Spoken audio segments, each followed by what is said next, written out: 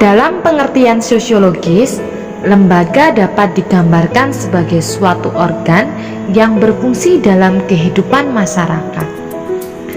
Lembaga sosial adalah keseluruhan dari sistem norma yang terbentuk berdasarkan tujuan dan fungsi tertentu dalam masyarakat.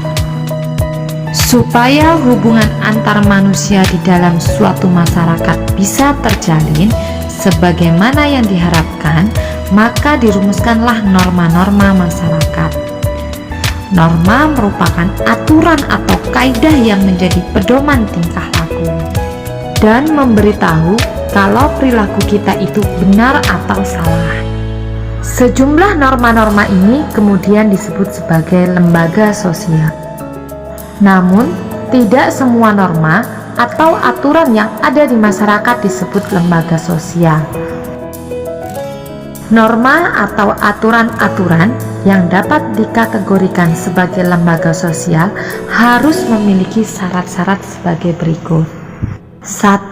Sebagian besar anggota masyarakat menerima norma tersebut.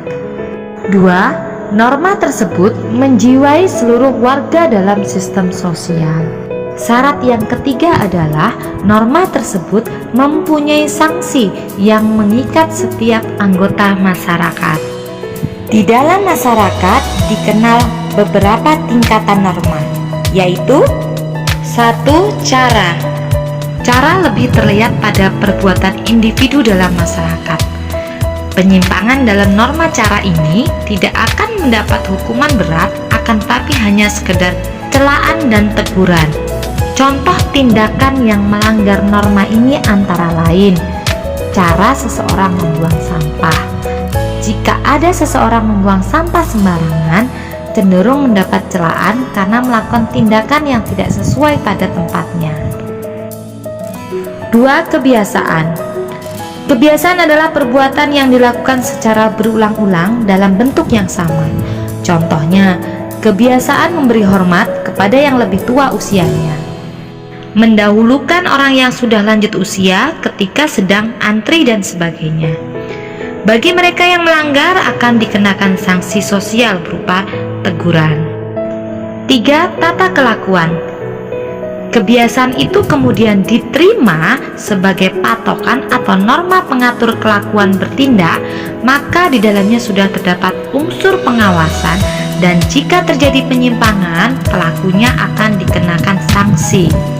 Contoh, jika seorang peserta didik melanggar tata tertib sekolah, akan mendapatkan sanksi atas perbuatannya sesuai dengan tata tertib yang berlaku. 4. Adat istiadat. Tata kelakuan yang semakin kuat mencerminkan kekuatan pola kelakuan masyarakat yang mengikat para anggotanya. Bagi anggota masyarakat yang melanggar adat istiadat, maka ia akan mendapat sanksi sesuai dengan adat istiadat masing-masing.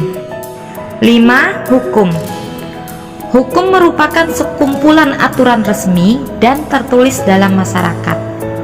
Hukum berisi ketentuan, perintah, dan larangan yang dibentuk untuk menciptakan suatu keadilan. Pelanggaran terhadap hukum dapat dikenai sanksi tegas berupa kurungan penjara dan denda sesuai ketentuan pengadilan. Aturan-aturan hukum biasanya berbentuk buku tertulis, misalnya Undang-Undang Dasar 1945, Keputusan Presiden, Peraturan Presiden, dan lain-lain. Lembaga sosial memiliki ciri-ciri sebagai berikut. 1. Memiliki tingkat kekekalan tertentu. Lembaga sosial dalam masyarakat cenderung bertahan lama karena terbentuk untuk menciptakan keteraturan sosial.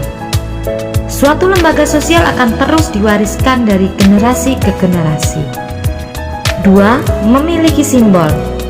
Simbol difungsikan untuk mempermudah seseorang mengingat keberadaan lembaga, visi, misi, dan tujuan yang hendak dicapai. Simbol-simbol tersebut dapat berupa gambar, tulisan, gabungan gambar dan tulisan, serta bendera. Contoh, logo Tuturi Handayani yang merupakan simbol dari lembaga pendidikan. 3. Memiliki norma tertulis dan tidak tertulis. Contoh, lembaga pendidikan seperti sekolah, terdapat peraturan tertulis yang tercantum dalam tata tertib sekolah. Sedangkan aturan tidak tertulis dalam sekolah, misalnya, siswa harus menghormati guru. 4. Memiliki tujuan yang jelas. Contoh, lembaga pendidikan bertujuan mencerdaskan kehidupan bangsa. 5. Memiliki alat kelengkapan. Lembaga sosial membutuhkan alat kelengkapan untuk mencapai tujuan.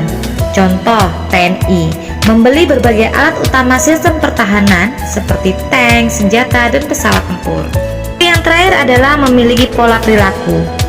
Lembaga sosial terdiri atas norma, adat istiadat, kebiasaan, dan tata kelakuan yang tergabung dalam satu pola perilaku.